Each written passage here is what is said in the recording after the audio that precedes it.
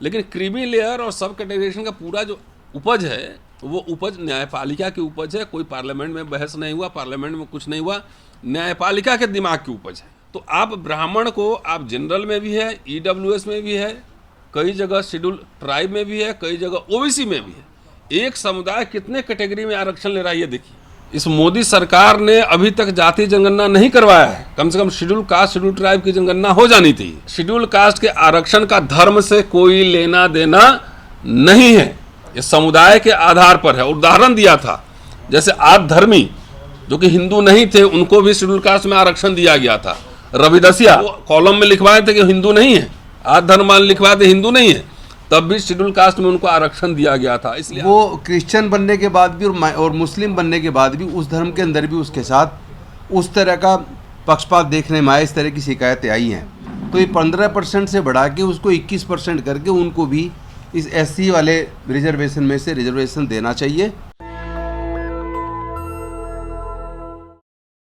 भारत का एक नागरिक होने के नाते मैं आप लोगों से यहाँ आज बातचीत करने के लिए रूबरू हुआ। अभी देश का जो सबसे गर्मा गर्म मुद्दा है वो SC ST रिजर्वेशन को लेकर है।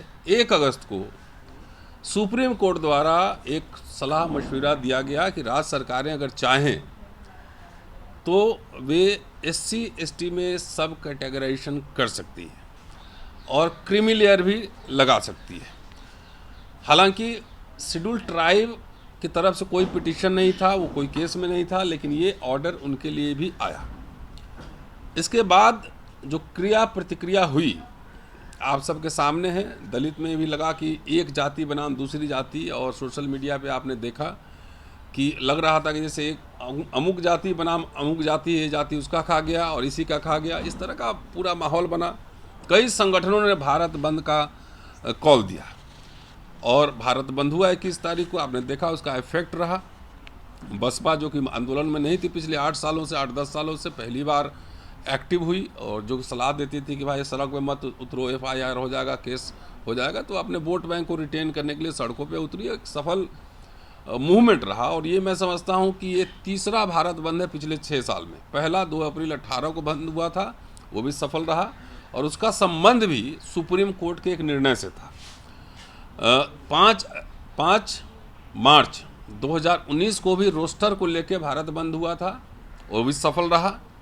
उसका भी संबंध सुप्रीम कोर्ट के एक जजमेंट से था। और अभी जो SC ST में सब कैटेगराइजेशन का और क्रीमी लेयर का मसला आया है, उसका भी संबंध सुप्रीम कोर्ट के एक जजमेंट से है। पिछले दोनों आंदोलन जीत लिए गए, लेकिन 21 तारीख को जो भारत बंद हुआ है उसका अभी तक कोई रिजल्ट नहीं आया। सरकार की ओर से कोई भी प्रतिक्रिया नहीं आई है। हालांकि बहन जी मायावती जी लगातार सोशल मीडिया पर लिख रही हैं, आज भी उन्होंने लिखा है, तो इसका कोई प्रतिक्रिया नहीं आ रहा है। तो ये पूरा बैकग्राउंड है और इस बैकग्राउंड के तहत हमें कुछ बातें कहनी है कि भारत में जो दलित मुसलमान हैं और जो ईसाई दलित हैं, इस दोनों को छोड़कर बाकी तमाम जातियां और धार्मिक समुदाय आरक्षण का लाभ ले रही हैं। एक जाति तो कई कैटेगरी में आरक्षण का लाभ ले रही है, वो मैं विस्तार से बताऊंगा। लेकिन आज KG बालाकृष्णन, भाजपा सरकार ने, मोदी सरकार ने एक कमेटी बनाई थी कि भाई ईसाई और मुस्लिम दलित हैं उसको शेड्यूल कास्ट में हम डाल सकते हैं या नहीं डाल सकते हैं। इसके लिए KG बालाकृष्णन जो कि दलित समुदाय से हैं और भारत के सुप्रीम कोर्ट के न्यायाधीश रह चुके हैं, उनकी अध्यक्षता में कमेटी बनी है। और आज जिस समय मैं बात कर रहा हूँ 2 घंटा पहले वो पटना में थे और वहाँ से मुस्लिम समुदाय के, पसमानदा समुदाय के लोगों से वहाँ पर उन्होंने आवेदन लिया है, उनका साक्ष्य एविडेंस लिया है, ये मेरी जानकारी है। इस संदर्भ में मुझे ये कहना है कि जब सुप्रीम कोर्ट ने बिना किसी आंकड़े के आपने 10% रिजर्वेशन दे दिया, बिना कोई जाति जनगणना किए हुए, बिना किसी आंकड़े के, कोई आंकड़ा उसमें कौन जाति का होगा नहीं होगा ये आपने नहीं बताई, उसका कोई सर्वेक्षण नहीं हुआ है। जनरल जो पोस्ट है उसका कोई सर्वेक्षण नहीं, कोई आंकड़ा नहीं, कुछ भी नहीं। जबकि संविधान में सब कैटेगराइजेशन या कहीं इशू नहीं था, नहीं तो बाबा साहब क्या करते, उसी समय तो सबसे ज़्यादा महारों ने लड़ाई लड़ी थी आरक्षण किया, बाबा साहब लड़े थे। वो तो उसी समय कहते कि भाई इसमें महार के लिए 50% करो, तो कौन क्या कर लेता, उस समय करवा देते। लेकिन बाबा साहब वॉज वेरी ऑनेस्ट, और बार बार अपने भाषणों में उन्होंने कहा है कि ये जो हमने जीता है, ये लड़ाई हमने जीती है, ये सिर्फ एक जाति के लिए नहीं है, पूरे अस्पृश्य समाज भारत के उनके लिए है। ये बाबा साहब का कमिटमेंट था। लेकिन क्रीमी लेयर और सब कैटेगराइजेशन का पूरा जो उपज है, वो उपज न्यायपालिका की उपज है। कोई पार्लियामेंट में बहस नहीं हुआ, पार्लियामेंट में कुछ नहीं हुआ, न्यायपालिका के दिमाग की उपज है। अच्छा, मुझे ये कहना है उसके बाद कि सारी जातियों को आरक्षण है, तो ये जो दलित मुसलमान है और दलित ईसाई है, इसने कौन सा अपराध किया है कि इनको आप किसी कैटेगरी के आरक्षण में नहीं है?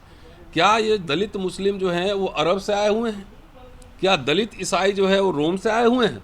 पोप के यहाँ से आए हैं? नहीं, यहीं के लोग, यहीं के जो शेड्यूल कास्ट के लोग, जो अनुसूचित जाति जिसको आप कहते हैं, अस्पृश्य लोग हैं, हिंदू धर्म से सताए जाने के कारण उन्होंने इस्लाम या क्रिश्चियनिटी उन्होंने स्वीकार किया।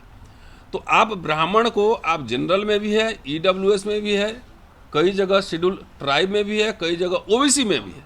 एक समुदाय कितने कैटेगरी में आरक्षण ले रहा है ये देखिए।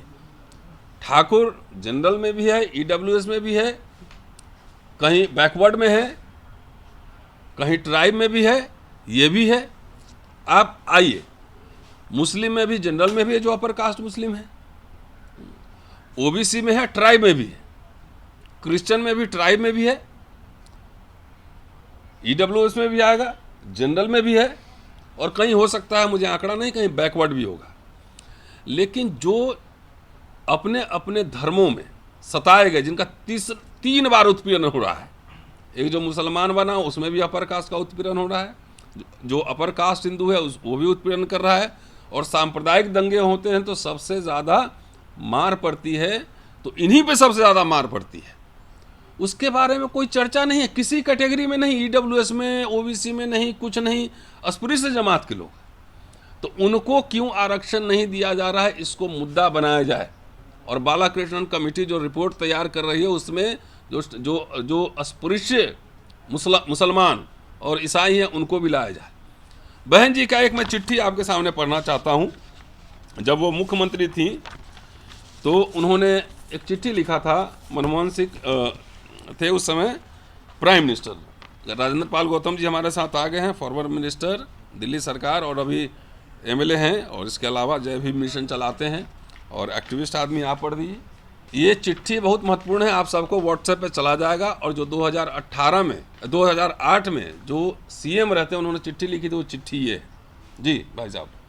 Dear Dr. Manmohan Singh ji, I have received a representation from the National Council of Dalit Christians dated 21 August 2007. In this representation, the National Council of Dalit Christians has demanded that the Christians of scheduled caste origin should also get the benefits ancient in the constitution for scheduled caste. In their representation, they have pointed out that the various commissions, National SC/ST Commission headed by Dr. Ilaba Perumal, Kaka Kalelkar Commission, Mandal Commission and Justice Ranganatha Mishra Commission have recommended to the central government to provide constitutional rights of scheduled caste to Christians of scheduled caste origin, which has been denied by para 3rd of Presidential Order 1950. As you are aware that this order was amended in 1956 in favor of Sikh scheduled caste and subsequently in favor of Buddhist scheduled caste in 1990. I fully endorse the demand of the council to amend the para number 3 of Presidential Order 1950 so as to give benefits to scheduled caste of Christians origin also. Here I would like to mention that I had earlier sent a recommendation on a similar kind of representation on 2nd August 2005 to end this discrimination. I strongly request you again to amend the para number 3 of Presidential Order 1950 suitably. चलिए, ये 30 अगस्त 2007 का चिट्ठी है, 7 और अच्छा कदम था कि भाई आप क्रिश्चियन को भी शामिल कीजिए, हम लोग कह रहे हैं मुस्लिम को भी कीजिए। और भारत सरकार ने अच्छा किया था कि भाई सिख को भी शामिल कर लिया था और बुद्धिस्ट को भी शामिल कर लिया था। जब 2 हो गए तो बाकी ये 2 क्यों नहीं, ये सवाल है। दूसरी बात है कि जाति जनगणना तो जो होना है होगा, लेकिन शेड्यूल कास्ट और शेड्यूल ट्राइब की जनगणना 10 साल में मैंडेटरी है। इस मोदी सरकार ने अभी तक जाति जनगणना नहीं करवाया है। कम से कम शेड्यूल कास्ट शेड्यूल ट्राइब की जनगणना हो जानी थी। हमारी मांग ये है कि जब सब आरक्षण पे हो रहा है, दो कम्युनिटी, उस पर कोई चर्चा नहीं है कि इनकी जनगणना कराओ और जितनी संख्या हमारी बढ़े, चाहे शेड्यूल कास्ट की संख्या 20% हो चाहे 22% हो, संख्या के अनुपात में हमारा आरक्षण, हमारा प्रतिनिधित्व सुनिश्चित होना चाहिए। अब आप बोलेंगे कि ये जो भारत सरकार की दलील थी, इसको खारिज किया रंगनाथ मिश्रा कमेटी और सच्चर कमेटी की रिपोर्ट से आप वाकिफ़ होंगे। 2006 में सच्चर कमेटी का रिकमेंडेशन था और 2007 में रंगनाथ मिश्रा कमेटी की रिकमेंडेशन था। मैं मोटा मोटी बात उसकी आपको बता देता हूँ। उसमें था कि सरकारी नौकरियों और सभी उच्च शिक्षण संस्थानों, स्नातक और उससे ऊपर में सीटों में मुसलमानों के लिए 10% और अन्य अल्पसंख्यकों के लिए 5% कोटा दें। धार्मिक अल्पसंख्यक मुख्य रूप से मुसलमानों के लिए मौजूदा 27% ओबीसी कोटे में से 8.4% कोटा आरक्षित करें। दलित को, जो इस्लाम या ईसाई धर्म अपनाते हैं, उन्हें अनुसूचित जाति आरक्षण या कोटे के तहत आरक्षण का लाभ उठाने की अनुमति दें। और इस पे जो सरकार का पक्ष था, सरकार ने जो कहा था और उससे हमारी असहमति है। सरकार ने कहा था कि ऐसे दलित जो जाति के कारण होने वाली समस्याओं को दूर करने के लिए ईसाई अथवा इस्लाम में परिवर्तित हो गए हैं, वे उन लोगों द्वारा प्राप्त आरक्षण लाभों का दावा नहीं कर सकते हैं जिन्होंने हिंदू धार्मिक व्यवस्था में बने रहने का विकल्प चुना है। मैं यहाँ बता दूं कि बाबा साहब ने 1935 में हिंदू धर्म छोड़ा था। उन्होंने कहा था कि मैं हिंदू पैदा हुआ हूँ लेकिन हिंदू मरूंगा नहीं। उसके बाद एक राष्ट्रीय डिबेट चला था कि आप हिंदू नहीं रहेंगे तो आपको पूना पैक्ट से जो आरक्षण मिला है वो आरक्षण का लाभ नहीं मिलेगा। मैंने इस पर बराबर लिखा है, मेरी किताब में भी आ रही है। बाबा साहब ने अपने तर्कों के आधार पर यह साबित किया था कि शेड्यूल कास्ट के आरक्षण का धर्म से कोई लेना देना नहीं है, ये समुदाय के आधार पर है। उदाहरण दिया था, जैसे आद धर्मी जो कि हिंदू नहीं थे, उनको भी शेड्यूल कास्ट में आरक्षण दिया गया था। रविदसिया या रामदसिया जो कहते हैं पंजाब में, वो कॉलम में लिखवाए थे कि हिंदू नहीं है, आद धर्म लिखवाए थे हिंदू नहीं है, तब भी शेड्यूल कास्ट में उनको आरक्षण दिया गया था। इसलिए आरक्षण का धर्म से, खासतौर से हिंदू धर्म से लेना देना नहीं है। कोई ऐसा कॉन्स्टिट्यूएंसी बता दीजिए जिसमें लिखा हो कि ये हिंदू कॉन्स्टिट्यूएंसी है, इसका धर्म से कोई लेना देना नहीं है, वो जनरल है, सबके लिए ओपन है।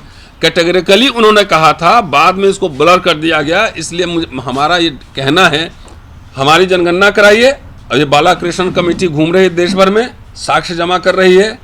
जो दलित जो यहीं के निवासी हैं, मुसलमान बन गए, जो ईसाई बन गए, उनको भी उस आरक्षण के दायरे में लाएं और जनसंख्या के अनुपात में वो रिजर्वेशन बढ़ाएं। दूसरा, जो सब कैटेगराइजेशन के पक्ष या विपक्ष में जो बात कर रहे थे, वो भी कम से कम इस मुद्दे पे अपनी क्लैरिटी रखें कि हम लेना चाहते हैं कि नहीं लेना। खाली अपने लिए नहीं, ऐसा नहीं कि हम अपने लिए बात कर रहे हैं।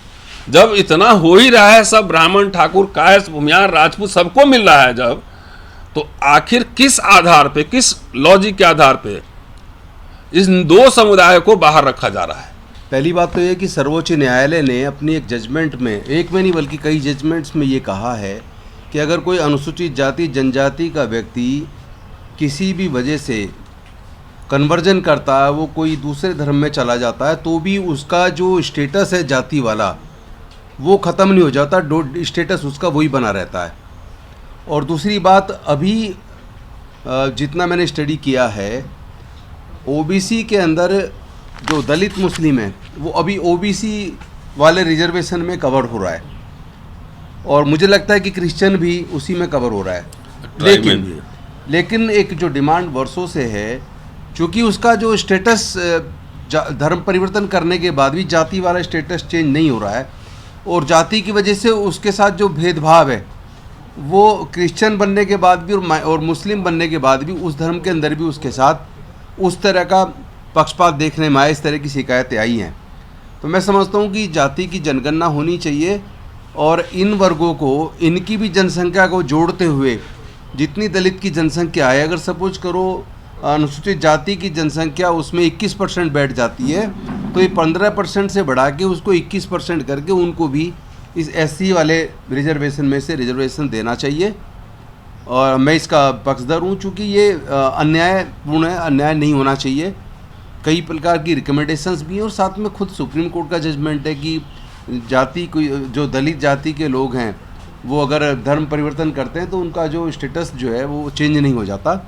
तो इस लिहाज से, लेकिन मेरा क्लियर मत है कि ऐसा ना हो कि वो 15% भी उसको शामिल कर दिया जाए, बल्कि उनको जोड़ के जो पूरा पॉपुलेशन को कैलकुलेट करके अगर वो 20% बैठती है, 22% बैठते, तो जितनी पॉपुलेशन है उतना ही SC का रिजर्वेशन बढ़ा के और उनको भी SC की लिस्ट में रिजर्वेशन देना चाहिए। नेशनल दस्तक की आपसे गुजारिश है कि अगर इसको बचाना चाहते हैं तो नेशनल दस्तक को सब्सक्राइब करने के लिए रेड कलर के सब्सक्राइब बटन को दबाएं, फिर बेल आइकन की घंटी दबाएं। नेशनल दस्तक को बचाने के लिए बहुत ज़रूरी है कि हर खबर को शेयर करें, लाइक करें, कमेंट जरूर करें।